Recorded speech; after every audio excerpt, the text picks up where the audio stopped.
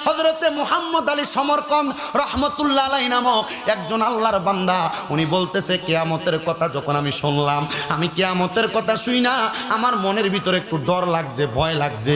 ডরটা লাগার সাথে সাথে আমি নামাজের মুসল্লা বিছিয়ে রাত্রবেলা আমার ঘরের ভিতরে বইসা গেছি। মুহাম্মদ আলী সমরকন্দ এলাকায় বাড়ি। উনি কয় আমি যখন নামাজের মুসল্লার ভিতরে বইসা গেছি, এবার এই টাইমে আমার এলাকার মানুষকে দেখলাম তারা হইচই করতেছে। কি করে? আপনার এলাকার ভিতরে সুর পড়ে না? সুর পড়লে এক কোনা দিয়ে সিলানি পড়ে না, এটা হাইতে এটা হাই পিলায় না। মুহাম্মদ আলী সমরকন্দ রহমতুল্লাহ আলাইহি বলে, হে জগতের মানুষ, আমি দুনিয়ার জমিনের ভিতরে ইবাদত করতাম, কিন্তু রাত্রবেলা কিয়ামতের কথা যখন আমার মনে হইল, আমি মুহাম্মদ আলী সমরকন্দ নামাজের মুসল্লাটা বিছাইয়া আমি আমার ঘরের মধ্যে নামাজ পড়বার লেগে দাঁড়াইছি আল্লাহর কাছে কান্নাকাটি করার জন্য। ও মুসলমান, মরণের কথা চিন্তা কইরা এখনো কোনোদিন কাঁদছো কিনা তুমি তোমার বিবেককে প্রশ্ন করো। মুহাম্মদ আলী সমরকন্দ রহমতুল্লাহ আলাইহি বলে, আমি বাহিরে গেলাম ওযু করার জন্য। এখন না সবার ঘরে ঘরে বাথরুম আসেনি, ওযু করার ব্যবস্থা, কত সুন্দর সুন্দর জায়গা। মুহাম্মদ আলী সমরকন্দ কয়, আমি পথের মধ্যে যাইয়া, আমি পুকুরের মধ্যে নদীর পানি দিয়া যাইয়া আমি নদীর পানি দ্বারা ওযু করতাম। ওযু করে আমি আমার ঘরের ভিতরে যখন ঢুকছি, ঢুকার পরে রে আমি আমার ঘরের দরজাটা লাগাইতে ভুইলা গেছিলাম। আমি মুহাম্মদ আলী সমরকন্দ রহমতুল্লাহ আলাইহি আমি নামাজের মুসল্লার ভিতরে যাইয়া হঠাৎ করে আমি নামাজ আদায় করতেছি, দুই রাকাত নামাজ পড়িনা আমি আমার আল্লাহ তাআলার কাছে একটা সেজদা দিছি। সেজদার মধ্যে পড়িনা আমি আমার আল্লাহ তাআলার কাছে বারবার কাঁদতেছি। কান্না করতে করতে রে হঠাৎ করে আমি শুনতে পাইলাম আমার খাটের তলা থেকে একটা মানুষের নিঃশ্বাসের আওয়াজ আসতেছে। দৌড়াইলে মানুষ একটা আওয়াজ দেয় না? আমি এমন নিঃশ্বাসের আওয়াজ শুনতে পাইলাম। আমি মুহাম্মদ আলী সমরকন্দ, আমি আমার ওই আওয়াজ শুনি না, চিন্তা করলাম না জানি আমার ঘরের মধ্যে কোনো চোর ডাকাত ঢুকছে। আমি আগে আমার ঘরের দরজাটা বন্ধ করলাম। মুহাম্মদ আলী সমরকন্দ কয়, চারদিকে মানুষের হইচই আওয়াজ, এমন আওয়াজ আমি শুই না। আমি ঘরের দরজাটা লাগাইয়া আমার খাটের তলার মধ্যে আমি আমার যে কুফি আছে, আগে তো কুফি না কুফি বাতি নাকি কুফি বাতি অথবা মশাল, আমি আর কুফি বাতি হারিকেনটা দিয়া আমার খাটের তলার দিকে তাকায় দেখলাম একটা বেডি মানুষ আমার খাটের নিচার মধ্যে শোয়া। আমি ওনার দিকে তাকাইয়া সালাম দিলাম, আসসালামু আলাইকুম ওয়া রাহমাতুল্লাহ। কি দিছে? আর আমরার ঘরের ভিতরে যদি এমন একটা পাওয়া যায় নগদ ফাইল, এই কথা কয় নাকি রে? নগদ ফাইল চুলটি ধরে বাইর করতো আর বেডি। মুহাম্মদ আলী সমরকন্দ রহমতুল্লাহ আলাইহি বলে, আমি এমন আওয়াজ শুই না, বুঝতে পারলাম বাহিরে হইচই, মনে হয় তারা আমার মারার জন্য আসছে। আমার ঘরের মধ্যে একটা মহিলা, এমন মানুষকে ফেঁসের ভিতরে ফালায় ঘরে মহিলা ঢুকে আসে না, চলে না এমন। মুহাম্মদ আলী সমরকন্দ কয়, আমি একটু ভয় পেয়ে গেলাম। ওই মহিলাকে আমি ডাক দিলাম, এ মহিলা বের হও। সালাম দেওয়ার পরে মহিলা আমার সালামের জবাব দেয়। আমি মুহাম্মদ আলী সমরকন্দ জিজ্ঞাসা করলাম, এগো মহিলা, তুমি কেন আমার ঘরের মধ্যে ঢুকলা? মহিলা ডাক দিয়ে কই, হুজুর হুজুর গো, আমার স্বভাব হইল আমি চুরি করি। কি করে? চুরি করি। আমি অন্য কোনো দিন আমার জীবনে চুরিতে ধরা খাই নাই হুজুর। আজকে এমন এক ঘরের মধ্যে চুরি করতে গেলাম, আমি ঘরে চুরি করতে যাইয়া দেখলাম পুরা ঘরের মানুষ সজাগ। আমি দিনের বেলা চুরি করবার লাগা তাদের ঘরে খাটের তলার মধ্যে ঢুইকা গেছিলাম, কিন্তু কার ঘরে চুরি করতে গেলাম? আমি ঘরে দেখলাম রাত্রবেলা মানুষ ঘুমায়, তারা দেখলাম রাত্রবেলা দরজা বন্ধ করে তারা শুধু আল্লাহর সেজদা দেয়। ওমা হুজুর, চুরি করবো কেমনে? দিনের বেলায় না সুযোগ পাইয়া ঢুইকা গেলাম, এখন তো আমি আর চুরি করার সুযোগ পাই না। ওরে ঘরের মাল সব নিয়ে গেল অচি নায়ক চোরে রে, আমি মুখ দেখাবো কারে রে, আমি মুখ দেখাবো কারে। ইমান যদি সময় থাকতে ঠিক না করো, তাহলে তোমার আয়া কইব মিলাদ ক্যাম করস কেন? এটা কোরআন হাদিস হইতো নাই, এ সোরে তোমার ইমান লইয়া যাইব। যদি নবীরে নূর না মানো, হাজার নাজারের জ্ঞান না রাখো, নবীর গায়েবের খবরের এলেম যদি সিনাতে না রাখো, তাহলে হঠাৎ আইয়া তোমার জন কইব এটা কোরআনে নাই হাদিসে নাই, তাহলে তুমি তুমি কি প্রমাণ দিবা? আমার প্রশ্ন দিয়া তুইয়া রাখছে হুজুর আমিরে মুয়াবিয়া রাদিয়াল্লাহু তাআলা আনহু কি সাহাবী? যদি থাকে তাইলে ওনারে কি রাদিয়াল্লাহু তাআলা আনহু বলা যাবে নি? অবশ্যই তিনি সাহাবী, উনি একজন কাতেবে ওহী, উনি ওহী লিখতেন। দ্বিতীয়ত প্রশ্ন করছে হুজুর ফাঁক পাঞ্জাতন কাহাকে বলে? ফাঁক পাঞ্জাতন বলে নবীজির কন্যা হযরত ফাতেমা এবং হযরত আলী রাদিয়াল্লাহু তাআলা আনহু নবীজির মেয়ের জামাতা এবং হযরত ইমাম হাসান ইবনে আলী হুসাইন ইবনে আলী রাদিয়াল্লাহু তাআলা আনহু এই পাঁচজন রে কয় আহলে বায়াত। এটারে ফার্সি ভাষায় বলে ফাঁকে পাঞ্জাতন, মানে পবিত্র দেহ। হুজুর এরা কেমনে পবিত্র?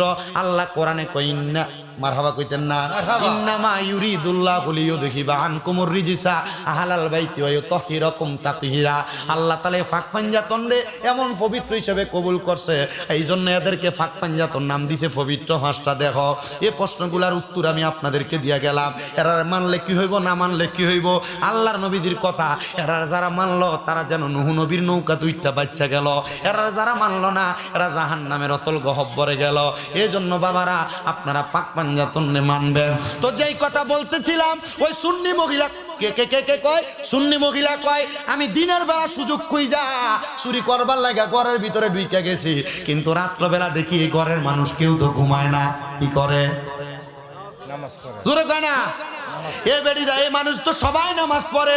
হুজুর আমি চুরি করার সুযোগ না পাইয়া তাদের ঘরের দরজাটা খুইলাম, যখন আমি বাইর হইছি হুজুর আমার জীবনে আমি এত বছর চুরি করি কোনোদিন ধরা খাই নাই।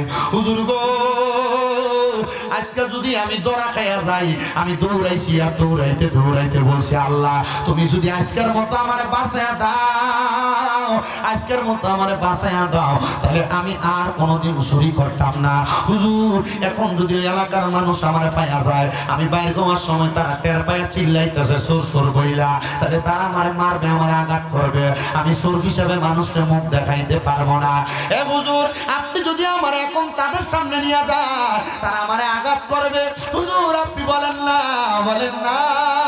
আমারে কি আপনি এখন এদের হাতে তুইলা দিবেন না, আপনি আমারে লুকায়া রাখবেন? হুজুর কয় না মহিলা যাদের ঘরে চুরি করতে গেছো চোর হিসেবে তার কাছে মাপ না নিলে আমার আল্লাহ তোমারে মাফ করতো না। হুজুর কয় মহিলা বের হও, তবে তুমি ওয়াদা করো তারা যদি তোমারে মাফ করে দেয় তুমি আমার কাছে বলো তুমি তওবা করে এখন থেকে আর চুরি করবা না। মহিলা কয় হুজুর ওয়াদা দিলাম, তবে মাফ চাই আপনি আমারে তারার কাছে নিয়েন না, তারার কাছে যদি নিয়ে যান তাহলে তারা আমার মারধর করবে। হুজুর আমি তো বললাম আর কোনোদিন চুরি করতাম না।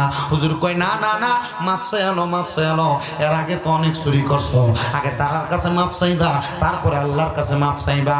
আপনি কাউরে ওজনে কম দিছে, ভাই মারা যাওয়ার পরে বাতিজারের সম্পদ কম দিছে, মা বাপ মারা যাওয়ার পরে বোনের সম্পত্তি বুঝাই দিছেন না, আপনি ভাই বোনের থেকে মাপ লইলেন না, আপনি আপনার ভাই বাতিজার থেকে মাপ লইছেন না, মানুষের ওজনে কম দিয়া মাপ লইছেন না।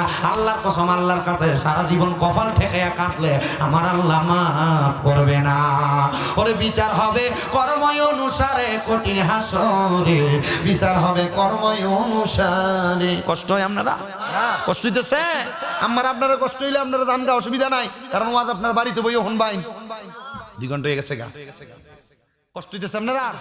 মাহফিল কমিটি আমার আনার মিয়া ভাই, এরপর আর কে জানি আছেন আপনারা তাবারুকুল আইন তাড়াতাড়ি ওয়াজ শেষ করে লইতেছি। এই ঘটনা শেষ করে শেষ না করে ওয়াজকে আধা পথে ফালাই যেতাম গা, পরে আপনারা কইবেন এতলা দিয়ে হুজুর আনলাম, হুজুর তুই ওয়াজ ঠিক মতো করছে না, আধা করে দিয়ে গেছে গা। শেষ করতাম না ইনশাআল্লাহ? রাজি আছেন ইনশাআল্লাহ? তো মুহাম্মদে দরুদ শরীফ পড়েন আল্লাহুম্মা সাল্লি আলা জোরে মুহাম্মাদ নাবিয়ানা শাফিয়ানা মাওলানা মুহাম্মদ আল্লাহুম্মা সাল্লি আলা সাইয়্যিদিনা মুহাম্মাদ নাবিয়ানা জোরে শাফিয়ানা মাওলানা। এবার আল্লাহর ওলিদের মনটা হইল সরল মন। কি মন? সরল। আল্লাহর ওলিরা যে কোনো কথার তালে গইলা জায়গা, কারণ তারা দুনিয়াতে দুনিয়ার মানুষের কথা শোনে না, তারা আমার আল্লাহরে ছাড়া কাউরেই তো ভয় পায় না। মারহাবা, আর জোরে কন্যা মারহাবা। মুহাম্মদ আলী সমরকন কয় মা তুমি তওবা করো, তারার কাছে মাপ চাওয়ার পরে তুমি আমার কাছে আইয়া তওবা কইরা তুমি আর কোনোদিন চুরি করতে না। মাইয়া কই হুজুর আমি তওবা কইরা আমনের কাছে আমনে আমারে তারার কাছে নিয়েন না। এবার আল্লাহর ওলি কয় না তারা মাফ না করলে আল্লাহ মাফ করতো না, চলো। এবার এলাকার মানুষের সামনে দেয়, কই এই এলাকার মানুষ তোমরা চিল্লাও কেন? কই হুজুর আমরা এলাকার ভিতরে চোর পড়ছে। হুজুর সরল মনে কয় এই যে এই মহিলাটা চুরি করবার লেগে গেছে।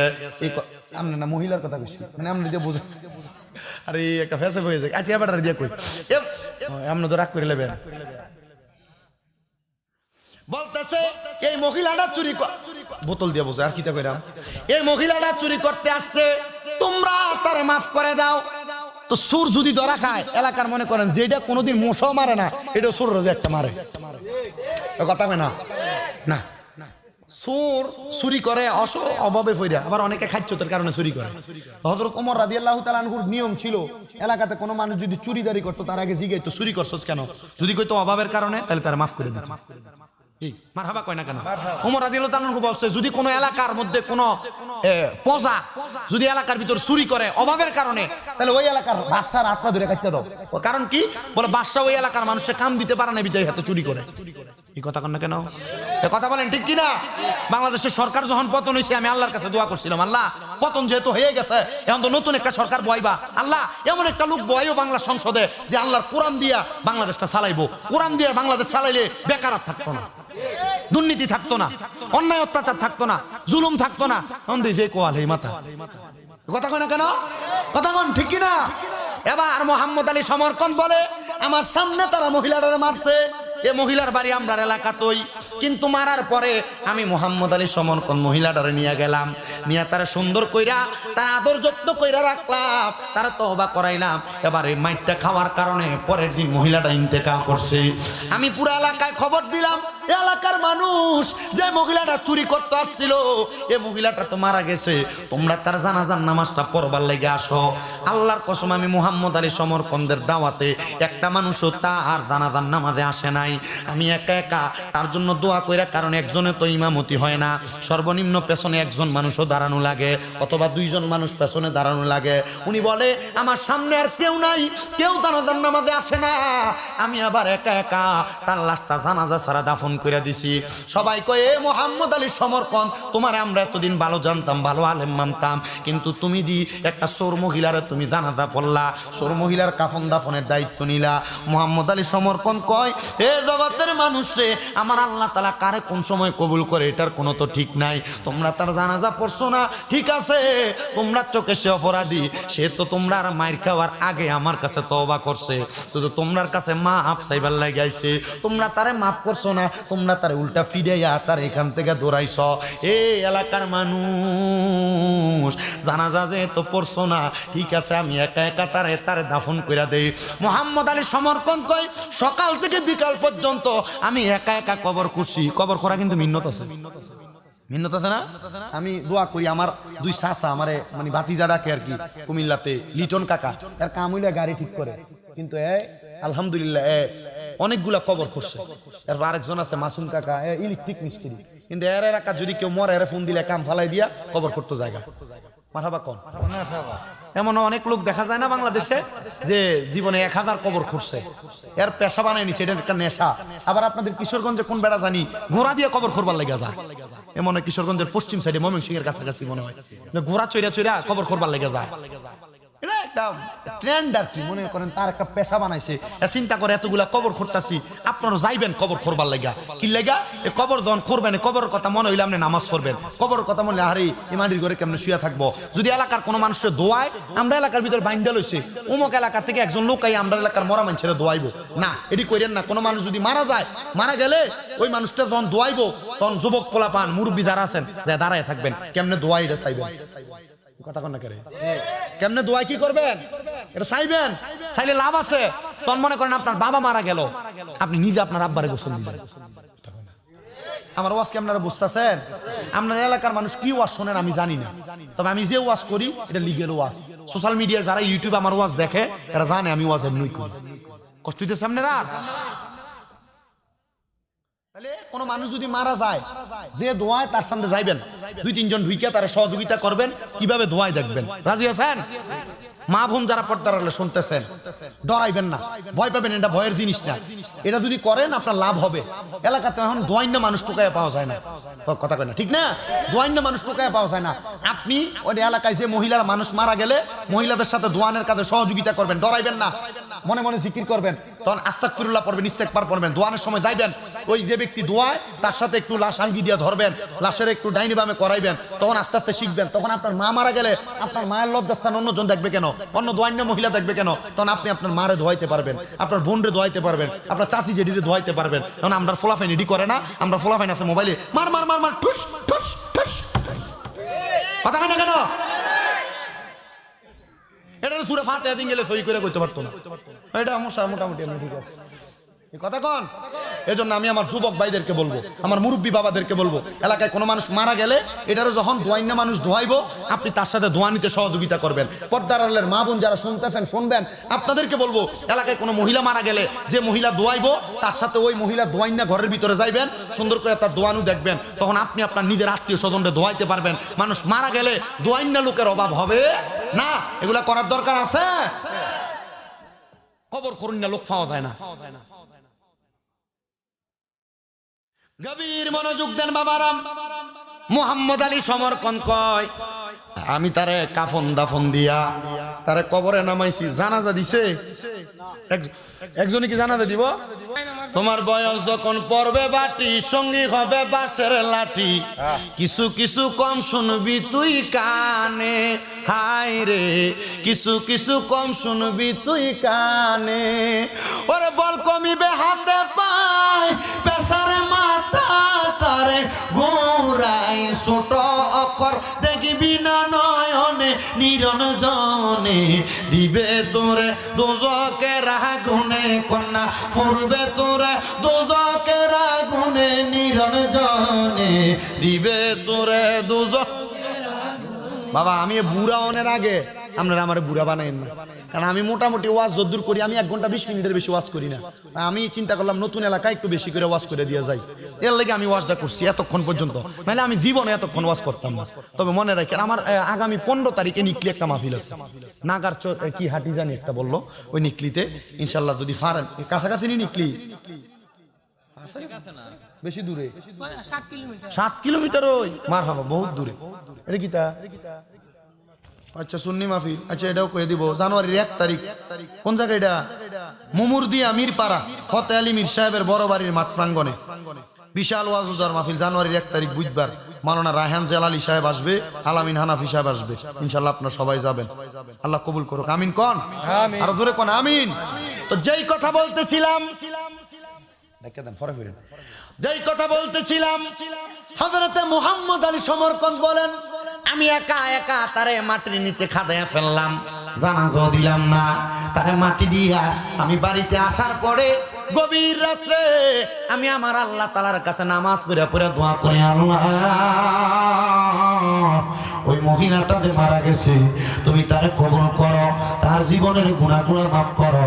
এবার আমার আল্লাহ তাআলার কাছে কান্না করেন। মুসলমান রে, মুহাম্মদ আলী সমরকন্দ ছিল সমরকন্দের বড় মসজিদের ইমাম সাহেব। উনি কয় আমি কানতে কানতে সারা রাত্র আমার ব্যতীত হয়ে গেছে, এবার আমি ফজরের নামাজ পড়াইবার লাগা মসজিদে গেছি, কিন্তু অন্যদিন ফজরের নামাজে মসজিদের যে অবস্থা, আজকে ওই মসজিদের অন্যরকম অবস্থা। হুজুর কেমন অবস্থা? হুজুর ডাক দিয়া কয় অবস্থাটা হইল, আমি মসজিদে যায় দেখি অন্যদিন শীতের দিনে মসজিদে মুসল্লি মাত্র 2-3 জন, আজকে যায় দেখি মসজিদও পুরা মুসল্লি, বাহিরেও বরফুর মুসল্লি। মুসলমান শোনো রে, ওই আল্লাহর কেন ধ্বংস নাই, একবার একটু মনোযোগ দিয়া বয়ানটা শোনার চেষ্টা করবা। আমার আল্লাহ তাআলা ঘোষণা করে, বান্দা আমি কইলাম খালেক, আমার পরে দুনিয়াতে তোমরা যা দেখতে পাও সব হলো মাখলুক, ওই মাখলুক গুলারে তোমরা দুনিয়ার জমিনের মধ্যে অনুসরণ করবা না। যখন কোনো বান্দা আমি আল্লাহ তাআলার অনুসরণ করে, আমি আল্লাহ খালেক কইয়া মাখলুকের দমনের আশাগুলা পূরণ করে দেয়। ও আল্লাহ কখন দুনিয়া ধ্বংস হবে, আমার আল্লাহ তাআলা জানা দেয়, বান্দা কিয়ামতের অজস্র আলামত আছে, এর মধ্যে বড় আলামত হইল 11টা। এবার বড় আলামতের মধ্যে ছোট আলামত মানে আলামতে সগরা, ওই ছোট আলামত হলো 70টারও বেশি। ও নবী গো, এই বড় আলামত এবং ছোট আলামত গুলার ব্যাপারে আমি জানতে চাই।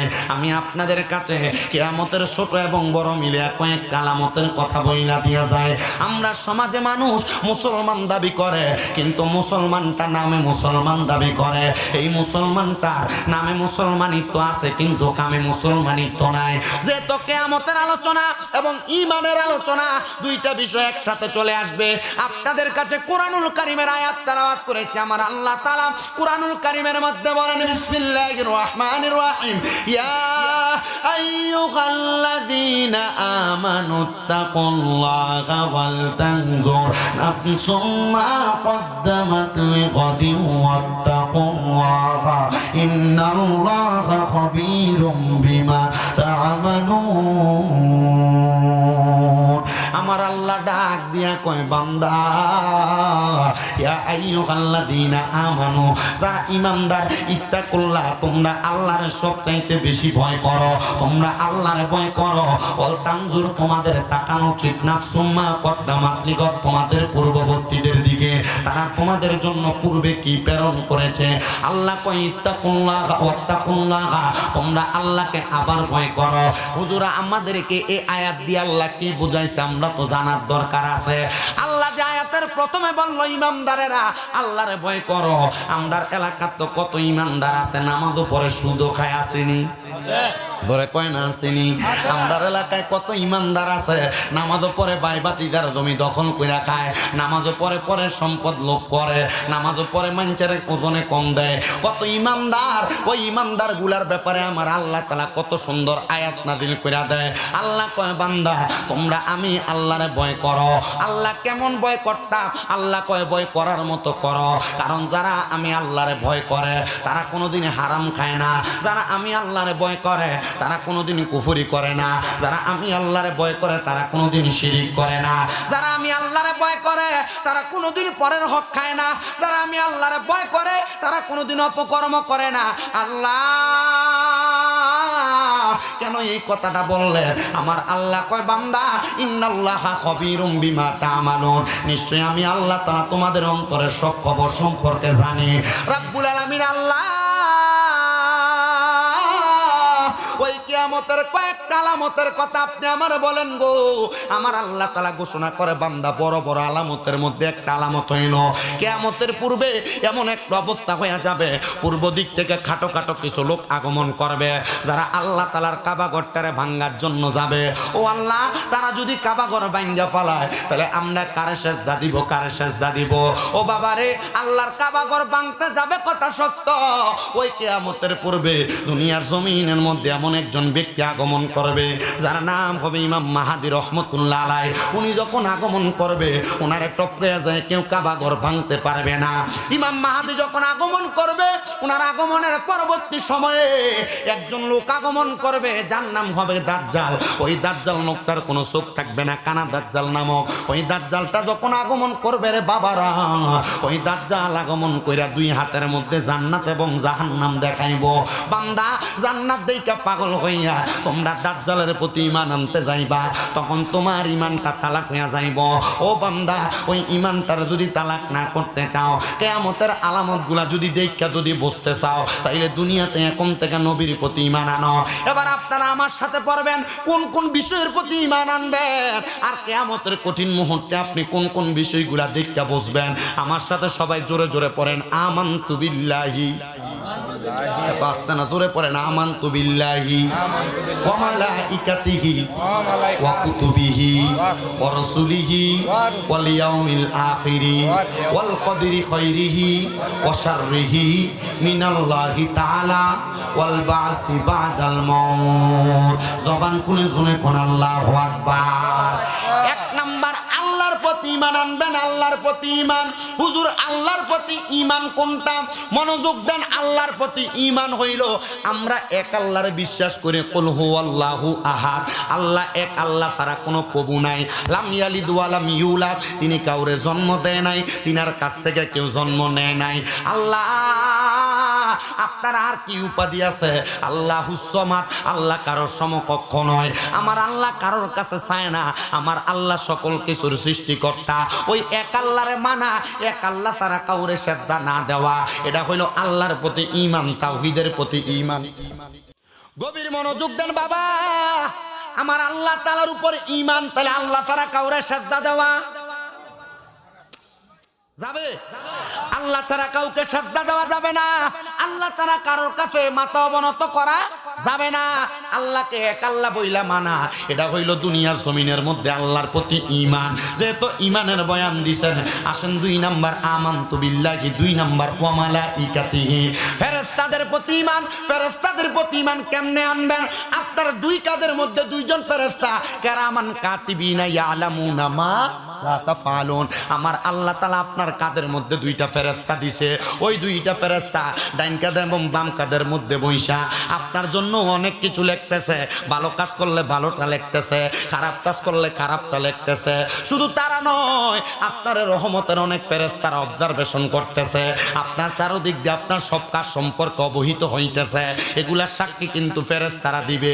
এরা হইল আমার আল্লাহ তাআলার ধারক এবং বাহক। আমার আল্লাহ তাআলার পক্ষ থেকে দুনিয়ার জমিনের ভিতরে রহমত নিয়ে আসছে এবং তারা আমার আল্লাহ তাআলার কাছে তথ্য আদান প্রদান করে। 3 নাম্বার, মারহাবা কইতেন না, ও কুতুবিহি, কিতাবের প্রতি ঈমান আনা। কোন কিতাবের প্রতি ঈমান আনবেন? আমার আল্লাহ তাআলা আদম আলাইহিস সালাতু ওয়াস সালাম থেকে ঈসা নবী পর্যন্ত না, ঈসা নবীর পরে আখিরি নবী মুহাম্মদুর রাসূলুল্লাহ সাল্লাল্লাহু আলাইহি ওয়াসাল্লাম নবীর উপরে সহ সর্বমোট কিতাব নাযিল করছে আমার আল্লাহ তাআলা 104 খানা। কয়টা? 104 খানা। এর মধ্যে 4টা কিতাব হলো শ্রেষ্ঠ কিতাব, আর 100টা কিতাব হলো সহিফা। এই 100টা কিতাবকেও মানবেন। আর 4টা কিতাব হলো তাওরাত, জাবুর, ইনজিল, কোরআন। এই তাওরাত, জাবুর, ইনজিল কেউ মানবেন, কিন্তু এই তাওরাত, জাবুর সহ বাকি 100টা কিতাব সহ মোট 103টা কিতাব, এই সকল কিতাবের সত্যতা আমার আল্লাহ তাআলা কোরআনের মধ্যে দিছে। ওই কিতাবের প্রতি ঈমান আনা মানে ওই কিতাব যা আপনাকে করতে বলে তাকে আপনি করা, ওই কিতাব যা আপনারা করতে নিষেধ করে তা আপনি বর্জন করা। কিন্তু না, ওই কিতাব কই নামাজ পড়া আপনি পড়েন না, ওই কিতাব কই রোজা রাখা আপনি রাখেন না, ওই কিতাব কই হালাল খাওয়া আপনি খান না, ওই কিতাব কই সুদ খাইও না আপনি সুদ খান, ওই কিতাব কয় মানুষের সম্পদ দখল করেন আপনি করেন, ওই কিতাব কয় দুনিয়ার জমিনের ভিতরে থাইকা তোমরা কোনোদিন আল্লাহ তাআলার আইনের বিরুদ্ধে কাজ করো না আপনি করেন। তাইলে এবার সিদ্ধান্ত নেন, ওই কিতাবের প্রতি যদি ঈমান থাকে, আপনি তো কিতাবের বাইরে কোনো কাজ করতেন না। তার মানে যেহেতু আপনি কিতাবের বাইরে কাজ করেন, তাহলে আপনি মুমিন কিনা আপনি আপনার সিদ্ধান্ত নেন, আপনার ঈমান আছে কিনা আপনি সিদ্ধান্ত নেন। এবার 4 নাম্বার বড় খরা সাবজেক্ট, এই 4 নাম্বারটার উপর ঈমান যদি না থাকে, বাকি 6টা বিষয়ে ঈমান আপনার কাছে ফানি ভাতের মতো। বলে হুজুর কেন? পান্তা ভাত লবণ ছাড়া খাইলে যেমন লাগে, ওই বাকি 6টা বিষয়ের মাঝখান দিয়া নবীর উপরে ঈমান না আনলে আপনার ওই 6টা বিষয় এমন ফানি ভাতের মতো লবণ ছাড়া। হুজুর কেন? 4 নাম্বার হইল ওয়া রাসূলিহি, রাসূলের প্রতি ঈমান আনা। কোন রাসূলের প্রতি ঈমান আনবেন? আল্লাহ তাআলা কোরআনুল কারীমের সূরা সফের মধ্যে ঘোষণা করে, হুয়াল্লাযী আরসালা রাসূলাহু বিল হুদা ওয়া দীনিল হাক্কি লিইয়ুযহিরাহু আলাদ দীনি কুল্লিহি ওয়ালাউ কারিহাল মুশরিকুন ওয়ালাউ কারিহাল কাফিরুন। 2টা কথাই আয়াতের মাধ্যমে আল্লাহ ঘোষণা দেয়। আপনারা কি কষ্ট হইতেছে বাবা? পরে ওই তরিতে দেব আমরা বাবা, ও সিন্ধু পারি রে, ছাড়ো মুর্শিদ নামের তরি রে, ছাড়ো মুর্শিদ নামের তরি, ছাড়ো মুর্শিদ নামের তরি রে, ছাড়ো মুর্শিদ নামের তরি। আরে ওই তরিতে দেব আমরা বব, ও সিন্ধু পারি রে, ছাড়ো মুর্শিদ নামের তরি রে, ছাড়ো মুর্শিদ নামের তরি। ওরে কলবেতে থাকলে তোমার মিল, ওরে পাইবা তুমি আল্লাহ রাসূল হইবা যে। তাহলে 4 নাম্বার বলতেছিলাম, কোন কয় নাম্বার? 4 নাম্বার বলতেছিলাম। আমার বাবা ভাইরা বন্ধুরা, ওই 4 নাম্বারটা হইল ওয়া রাসূলিহি, রাসূলের প্রতি ঈমান। আল্লামা আকবর আলী রেজভী হুজুর কেবলা ওই রাসূলের প্রতি ঈমানের ব্যাপার নিয়ে কথা বলতে যাইয়া মানুষে ফিটটা বস্তার ভিতরে ঢুকে আর নদীতে ফালাইছে। কথা কন না ঠিক কিনা? আকবর আলী রেজভী রহমতুল্লাহ আলাইহি দুনিয়ার জমিনের ভিতরে থাইকা নবীর একটা একটা মুদ্দা সুন্নতে জিন্দা করবার লাগা কত চেষ্টা করছে, আজানটারে একটু দরজার ভিতরে দিবার লাগা কত জায়গার ভিতরে ফেতনা হইছে, আবার কিন্তু শেষমেশ ফতুয়া হুজুরের টই মানা লাগছে। আমি নিজে আমার মসজিদে বারান্দার মানে দরজার মধ্যে আজান দেই। এটার কারণটা কি জানো? এটার কারণটা অন্য কিছু না, এটা আল্লাহর নবীর একটা রাইট সুন্নত। এই মানুষ সুন্নতটারে মানুষ জিন্দা করতে চায় না, চিন্তা করে এতদিন মসজিদের ভিতরে আজান দিছে, এখন যদি বাইরে দেয় এটা কি হইব জানি। ও বন্ধু, আমি বলবো আপনার ভালো লাগলে আপনি মানবেন এটা নবীর সুন্নত, ভালো না লাগলে আপনি মানবেন না, তবে এটাই হক, এটাই হক, এটাই হক। মুসলমান ইমানদার ওই রসুলের প্রতি ঈমান আনবেন। কোন রসুল? এবার আমার আল্লাহ তাআলা কুরআনুল কারীমে কয়, হুয়াল্লাযী আরসালা রাসূলাহু বিল হুদা ওয়া দীনিল হাক্কি লিইয়ুযহিরাহু আলাদ দীনি কুল্লিহি ওয়ালাউ কারিহাল মুশরিকুন। আল্লাহু আকবার। জবানটা খুলে কোন আল্লাহু আকবার। এ মহিলারা, ইমানটা কি এতদিন তো জানো নাই, এতদিন বুঝো নাই। যদি বুঝা থাকো আজকে ইমানদার ব্যাপারে আর একটু ভালো করে বোঝার চেষ্টা করো। ওই রসুলের প্রতি ইমান কেন? আমার রসুল সাল্লাল্লাহু আলাইহি সাল্লামের ব্যাপারে আল্লাহ তাআলা কও, ওয়া উলিল আমরি মিনকুম, উলিল আমর যারা দুনিয়াতে সবচাইতে ভালো আলেম যারা, সবচাইতে হক্কানি ব্যক্তি যারা, যাদের আমল আকলাক, যাদের ইমানের চরিত্র দেখা তোমার ভালো লাগবে, তোমরা তারারে মানো। এই মানাটার নাম হলো মুরিদ হওয়া, এই মানাটার নাম হলো হক্কানি পীর ধরা। ও বন্ধুরে, একটা বার তো আপনি চিন্তা করলেন না, আমরা যারা কই পীর মুরিদি মান্য না, তারাও কিন্তু একজন শায়েখরে মান্য পীর মুরিদিরে অস্বীকার করে। কথা কোন না ঠিক কিনা? মুসলমান ইমানদার, আমি আপনাদেরকে আমার ক্ষুদ্র জ্ঞান দ্বারা একটাইতে বেশি বুঝাইতে পারবো না। আমার যতটুকু এলেম আছে আমি ওই এলেম দ্বারা আপনাদেরকে বোঝানোর চেষ্টা করি। এবার বেঈমান বান্দাটা কবরে গেলে কি ভালো থাকবে না খারাপ থাকবে? অবশ্যই খারাপ থাকবে, গুনাহগারটা অবশ্যই খারাপ থাকবে।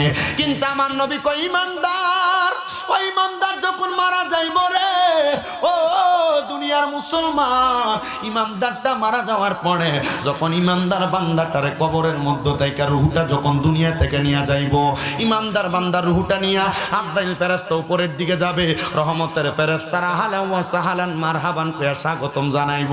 বেঈমানের রুহু রেদি থুতু নিক্ষেপ করছে, ইমানদার রেদি স্বাগতম জানায়। তাইলে বোঝা যায় ইমানদারের জন্য কবর আরামের জায়গা, বেঈমানের জন্য কবর বড় ভয়ঙ্কর জায়গা। একজন আসে কয়, কবর ভালো জায়গা না, কবর ভালো জায়গা না, ঈমান আমলে না থাকিলে ভালো থাকবা না, কবর ভালো জায়গা না, কবর ভালো জায়গা না, ঈমান আমলে না থাকিলে ভালো থাকবা না। আপনার কষ্ট হইতাছে? আর এই গজল আমি নিজে লিখছি, একটু মহাব্বতে কর না। কবর ভালো জায়গা না, কবর ভালো জায়গা না, ঈমান আমলে না করিলে ভালো থাকবা না। মাটি তোমার ঘাটি হবে, মাটি তোমার ঘাটি হবে, ঈমানে তোমার নিশানা, কবর ভালো জায়গা না, কবর ভালো জায়গা না, ঈমান আমলে না থাকিলে ভালো থাকবা না। দুনিয়ার মুসলমান,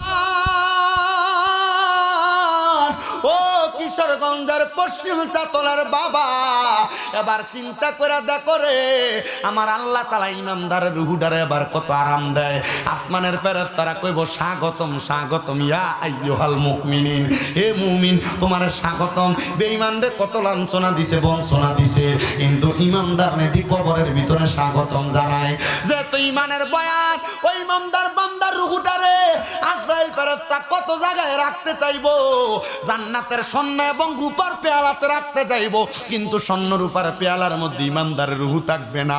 আজরাইল আমার আল্লাহরে বলবে, আল্লাহ আল্লাহ গো, ইমানদারের রুহুটা তো থাকে না, আল্লাহ ইমানদারের রুহুটার আমি কি করবাম, তুমি আমারে কও না। আমার আল্লাহ এবার আয়াত তেলাওয়াত করে শোনাইবো, এ আজরাইল আমি না বলছি, ওয়ালা তাকুলু লিমান ইউকতালু ফি সাবিলিল্লাহি আমওয়াত বাল আহইয়াউ ওয়ালাকিন লা তাশউরুন। আমার আল্লাহ আল্লাহ কইব এ আজরাইল যারা ইমানদার যারা নেক আমল করছে তারা তো মরে না আমি আল্লাহ না কইছি যারা জিন্দা বালা হেয়াউন তারা জিন্দা তারা যারা মরা কয় তারা নির্বোধ তারা বোকা এ আজরাইল যাও যাও যাও ইমানদারের মধ্যে আবার তার রুহুটা তারে ফেরত দিয়া দাও আপনি যদি ইমানদার হন মরার পরে আপনি কিন্তু মরাডারে মরা মনে কইরেন না কবরের ভিতরে আপনারা আমার আল্লাহ তাআলা এমন একটা সুরত দান করব আপনি ওই কবরের মধ্যে নামাজ আদায় করবেন খবর কি পান না মাঝে মাঝে অনেক মানুষের খোঁজ পাওয়া যায় মাটি দিছে 2-3 বছর 5 বছর হয়ে গেছে কিন্তু এখনো কাফনের কাপড়ও হচ্ছে না আমার নবী আনাস ইবনে মালিক রে কয় আনাস ইবনে মালিক কিয়ামতের কষ্ট যে তুমি করলা আনাস ইবনে মালিক কিয়ামতের জন্য তুমি কি রেডি করছো বিদেশ যে যাইবা বিদেশ যাওয়ার জন্য পাসপোর্ট আসেনি বিদেশ যে যাইবা ভিসা আসেনি বিদেশ যে যাইবা ওই বিদেশে যাইতে চলবা তোমার মালিকে তোমার যাওয়ার জন্য ওই দেশের আকামার রিটার্ন টিকেটটা অথবা ওই দেশের কোনো কনফার্মেশন লেটার দিছেনি ও আনাস তুমি যে কিয়ামতের প্রশ্ন করো তুমি বলো না কিয়ামতের জন্য তুমি কি রেডি করছো আনাস কই ইয়া রাসূলুল্লাহ ইয়া হাবিবাল্লাহ নবী গো আপনার কাছে আমার একটা আবদার গো নবী কিয়ামতের জন্য আমি তেমন কোনো কিছু রেডি করতে পারি নাই তবে আমি আনাসের অন্তরের ভিতরে আল্লাহ এবং নবীর ভালোবাসা আল্লাহ নবীর প্রেমটা একটু বেশি আছে কার ভালোবাসা বেশি আছে আল্লাহ নবীর ভালোবাসা বেশি আছে আনাস ইবনে মালিক কই ইয়া রাসূলুল্লাহ আমার চলবে নাকি আমার নবী কই আনাস আরেকটা কাজ তুমি করবা নবী গো কোন কাজটা করতাম আপনি নবী বলেন না আমার নবী কয় আনাস তুমি যদি সুযোগ পাও আমি নবীর উপরে বেশি বেশি করে দুরূদ শরীফ পড়ো নবী গো কেন কয় কিয়ামত যদি হইয়া যায় দুনিয়া ধ্বংস হইব রে তবে দুনিয়ার জমিনে যারা সচ্চা পাক্কা মুমিন যারা আল্লাহ নবীর পাগল তারা টের পাবে না নবী গো কেন টের পাবে না আমার নবী কয় কিয়ামত হওয়ার 1 সেকেন্ড আগে হইল একটা মুমিন ওযু বানাইয়া আমার আল্লাহর কাছে সিজদা দিয়া থাকবো দুনিয়ার মাঝে কিয়ামত হইয়া যাইব মুমিন সিজদা থেকে মাথা উঠাইয়া দেখবো মুমিনটা জান্নাতের ভিতরে মুমিন জিগাইবো আল্লাহ ও আল্লাহ গো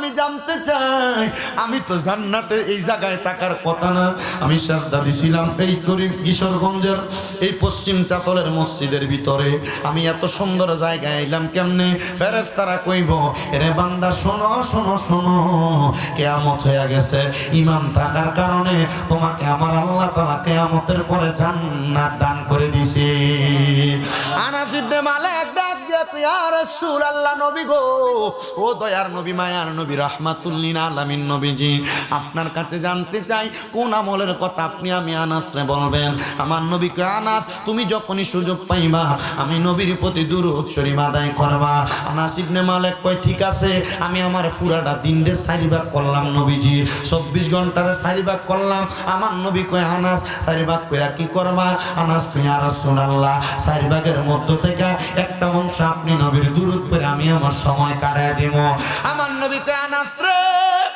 আনাস আলহামদুলিল্লাহ তবে তুমি যদি এর চাইতে বেশি করতে পারো আরো ভালো আনাস কই নবী গো তাহলে 2 বার করে অর্ধেক আপনার দুরূদ পড়ব অর্ধেক সময় আমি কাটিয়ে দিব আমার দুনিয়ার কাজে আমার নবী কয় আলহামদুলিল্লাহ যদি এর চাইতে বেশি পারো তাহলে তুমি আনাস আমি নবীর সাথে জান্নাতে থাকবা আনাস কই ইয়া রাসূলুল্লাহ নবী গো তাহলে আমি আমার দুনিয়ার জিন্দেগীর পুরাটা সময় আপনি নবীর উপর দুরূদ করে কাটিয়ে দেব আমার নবী কয় কিয়ামত না দুনিয়ার কোন শক্তি তুমি আনাসকে দুনিয়াতে ভয় দেখাইতে পারবে না আখিরাতেও ভয় দেখাইতে পারবে না আনাস ইবনে মালিক কই ইয়া রাসূলুল্লাহ নবী গো তাইলে আপনি আপনার দলে আমার অন্তর্ভুক্ত করেন না এ মুসলমান এই দুনিয়ার সব বড় বড় পাহাড়গুলা তুলার মতো উঠতে থাকবে আসমানের তারকাগুলা নিচের দিকে পড়তে থাকবে একবার কি চিন্তা করে দেখছো নি গো পর্দার অন্তরালের মা দুনিয়ার জমিনের ভিতরে দুনিয়াতে তুমি যখন থাকবা তোমার সকল অপকর্মগুলা প্রকাশ হয়ে যাবে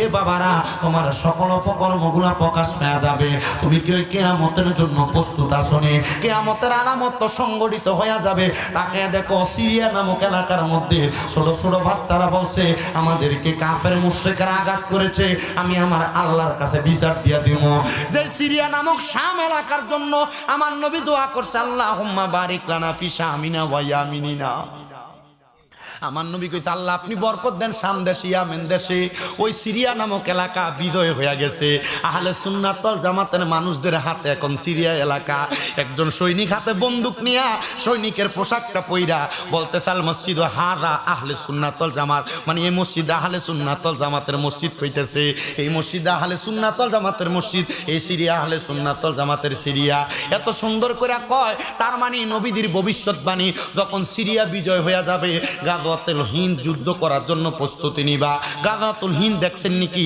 ভারতের দাদা বাবুরা বাঙালিরা কি সুন্দর করে ডিক্লার দিতাছে এ বাঙালিরা যুদ্ধ করব বাঙালিরার কাছে নাকি তারা হামলা করার জন্য তারা দলবল নিয়ে আসবে কিন্তু এরা কি মনে করছে এরা ভারতের আগরতলা দিয়ে আইবো আগরতলা পার করলে সামনে দিয়ে তো বাউনবাইরার ফুতাইতে সামনে পড়লে আরে আপনারা এই কিশোরগঞ্জের মানুষের সামনে আইবো পরে বাউনবাইরার ফুতাই তো এমনি টেডা মেরে ডিরে সাদা করে লাইব কথা কই না বাবা ঠিক কিনা এবার মনে রাখবেন বাবা ওই গাজওয়াতুল হিন্দ এরা দাবি করতেছে খাজা মাইনুদ্দিন চিশতির মাজারের নিচে নাকি এদের মন্দির আছিল নাউজুবিল্লাহ কোন মিয়া এরা কয় এদের শিব মন্দির আছিল এর আগে বাবরি মসজিদের নিচে এরা দাবি করছে আর মন্দির আছে বাবরি মসজিদের ভাঙ্গা এরা মন্দির বানাইছে ও মুসলমান আর বলে বৈশা থাকার সময় নাই ভারতের দাদা বাবু হোক আর বাংলাদেশে বৈশা কেউ যদি ভারতের দালালি কইরা এই বাংলাদেশের মধ্যে ভারতের দালালি কইরা বাংলাদেশে ইসলাম ধর্মের উপরে আঙ্গুল তুলতে চায়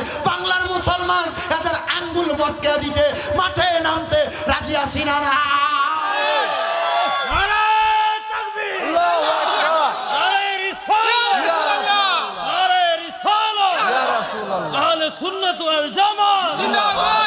ভারতের দাদা বাবুরা মনে করছে বাংলাদেশে ৭১-এর সৈনিক আর বেড়া ওই সময় যুদ্ধ করবার মতো মানুষ বাংলাদেশে যা ছিল আলহামদুলিল্লাহ কিন্তু এখন বাংলাদেশে যে যুবক যুবক পোলাপান আছে এরা যদি তোমরার মোহের ভিতরে ফসরাপ করে দেয় তোমরা বাইশা যাইবা আর বাংলাদেশের লগে যুদ্ধ করবা দূরের কথা এজন্য বলতে চাই যে তো পার্শ্ববর্তী দেশ বন্ধুত্বপূর্ণ সম্পর্ক রাখতে পারলে রাখবা আর নচেত বাংলাদেশের মুসলমান আরে অন্য কোন ধর্মের মানুষ লাগবে না এরা এক এবং নেক হইয়া এক কোনা দিয়া ধরব পুরা 12 বর্ষ দখল করতে দেরি করবে না কিন্তু এরা মনে করছে বাংলাদেশেরকে তারা যদি নীল চক্ষু আর লাল চক্ষু দেখায় বাঙালিরা ভয় পাইব বাঙালিরা ডরায় না কারণ বাঙালিরা মুসলমান বাঙালি যারা তাদের কলবের মধ্যে হযরত ওমরের মতো বীরত্ব আছে যেই ওমর রাদিয়াল্লাহু তাআলা তরবারি নিয়ে নামলে রহমতের নবীর সামনে একটা ইহুদিও দাঁড়াইতো না হযরত ওমরের ডরে পুরা মক্কা মদিনা কাঁপতো তো ওই বাঙালি মুসলমানেরা হযরত ওমরের বীরত্ব নিয়ে